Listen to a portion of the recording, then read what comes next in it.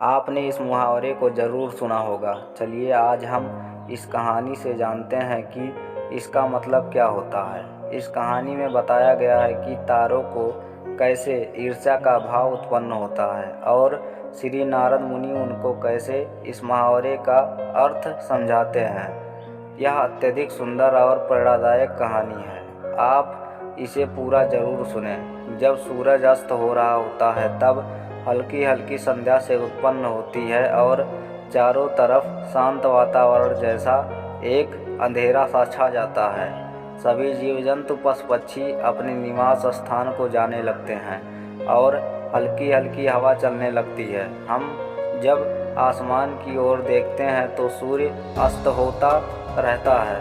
तभी आसमान में तारे टिमटिमाने लगते हैं। कुछ तारे अत्यधिक चमकीले होते हैं परंतु कुछ कम चमकीले होते हैं। अत्यधिक चमकीले वाले तारों पर हमारी नज़र जल्दी पहुंचती है परंतु कम चमकीले वाले तारों पर हमारी नज़र बहुत कम ही जाती है। इसीलिए हम उन पर ध्यान नहीं दे पाते और उनकी सुंदरता फीकी पड़ जाती है। परंतु उन सब में से एक ऐसा तारा होता है जो अधिक चमकीला होता है, जिसके आने से पूरा आसमान जगमगा उठ जाता है।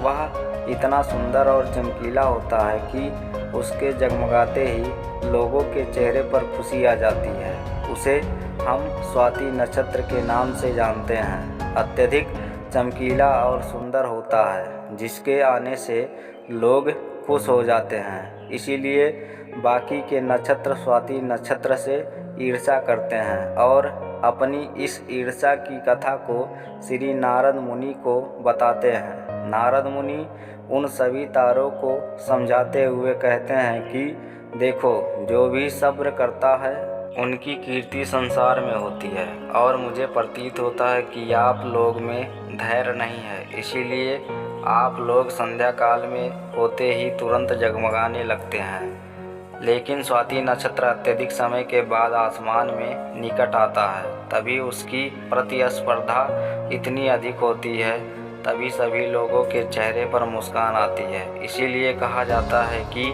हमें सब्र करना चाहिए क्योंकि उसका फल मीठा होता है। यदि तुम देर में आसमान में टिमटिमाते होते तो तुम्हारा भी महत्व होगा और तुम्हें भी लोग अलग नाम से जानेंगे।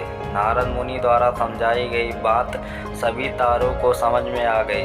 सब्र का फल मीठा होता है। यह बात हम सब जानते हैं और इसे हम लोगों ने महसूस भी किया है। मैं हमेशा अपने कार्य को पूरा करने के बाद उसके परिणाम के इंतज़ार में उतावला हो जाता हूँ या फिर अपने आने वाले कार्य को पूरा करने के लिए उतावला हो जाता हूँ, जिससे मेरा आने वाला कार्य बिगड़ जाता है। परंतु मुझे ऐसा नहीं करना चाहिए।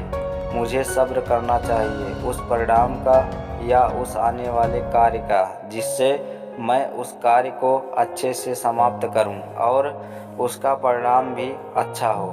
हम जानते हैं जल्दी में लगाया हुआ निशाना हमेशा अपने गोल से बाहर जाता है। हमें धैर्यपूर्वक उस निशाने को भेदना चाहिए, तभी हमें जीवन में सफलता मिलेगी।